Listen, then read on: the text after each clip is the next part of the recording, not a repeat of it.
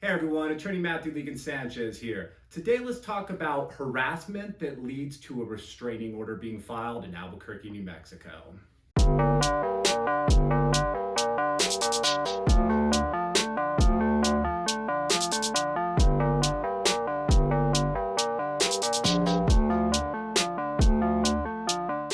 Has your ex told you to stop contacting him or her? Then you need to stop contacting them. If there's a text message, if there's an email, if there's any sort of written statement to stop contacting me, you need to immediately stop contacting that person because it could lead to a restraining order being filed under the Family Violence Protection Act. You could have to go to a hearing. You may have to go in front of a hearing officer who's going to review all the text messages or the emails, and they're going to see if harassment took place. And you may not want that process to happen. So if your ex tells you to stop communicating with them, just stop it immediately.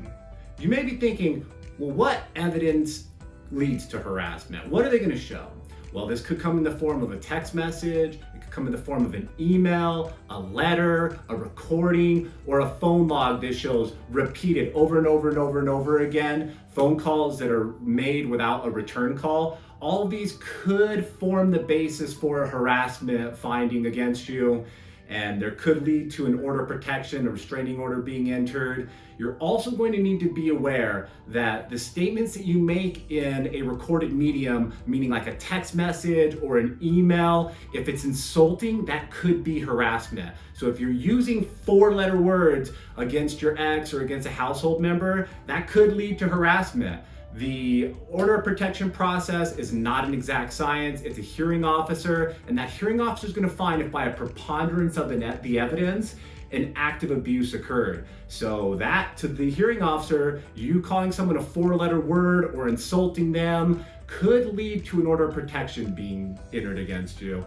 So always communicate with your ex as though you're communicating with your priest or with your mother. Don't insult them, don't threaten them. If they tell you to stop communicating, or else an order of protection could be entered against you.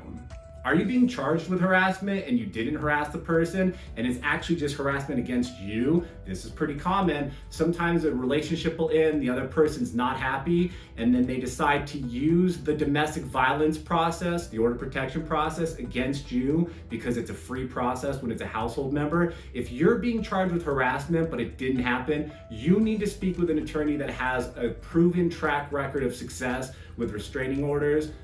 Talk to someone like Legan Sanchez. I can talk to you about your case. We can get to the bottom of things. Now, if you are being harassed, you also need someone to talk to you about what actually is harassment. Is this harassment under the Family Violence Protection Act? Can you get a restraining order? What does the process look like? Well, if you have those questions as well, then contact me. Contact attorney Legan Sanchez, and we'll get to the bottom of your case.